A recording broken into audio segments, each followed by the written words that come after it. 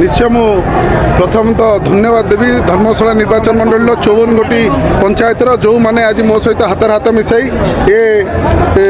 क्रिया प्रक्रिया को आरंभ कर गोटे साधारण गोटे भोकिला आहार मुहरे आहारटे भोकिला मुहरे आहारटे देवाई ये कार्यक्रम हाथ को नहीं मु प्रथम कहि आपण मानक दिन थी आम जो घर घर बुली सरकार परिवर्तन नारा होता आपण मैंने देखी जगार गोटे बड़ बड़ लेटर लिखाई बल्ले बल्ले ढाबा जोटा कि जगह को अनियमित भाव में आक्वार करके जगह को जो लोकंर द्वारा सामाजिक कार्य नुहे से कार्य को ये कराला तेणु से कार्य को आम सरकार आसला आम तत्काल बंद करूँ सरकार को सील करथिला सरकार तापर नियमित हिसाब से ये पंचायतर सरपंच को देता सरपंच ताकू टेंडर कर जड़े व्यक्ति की देते आम जो नारा देलु कि एठी गोटे भोजनालय हम जो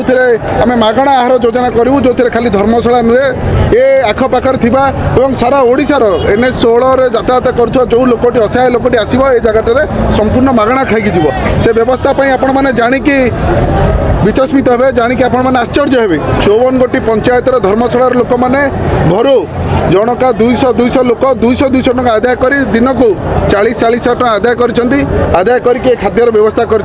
धर्मशाला जोटी धर्म आरंभ हुए धर्म शेष हुए ये लोकों सहित भल पाया कौन जगह माटी चिन्हिची तेणु प्रति पंचायत लोक 200 टका आदाय कर 200 घर 40,000 आदाय होती गोटे मिल दाम पड़ जाऊँगी 35 टका से 1100-1200 लोक शांति खाई पार्टी यह गोटे पंचायत आरंभ होगी पाली हो जाती गोटे गोटे दिन गोटे गोटे पंचायत रोचे 54 पंचायत सरला पुणी आउ थे जो पंचायत आरंभ होता से पंचायत रोचे यहाँ मुझे कहबी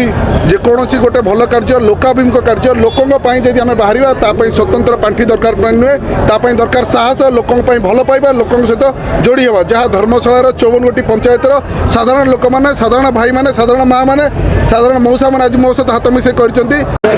आज पवित्र रामनवमी और आज बड़ खुशी कथा चंडीगढ़ स्थित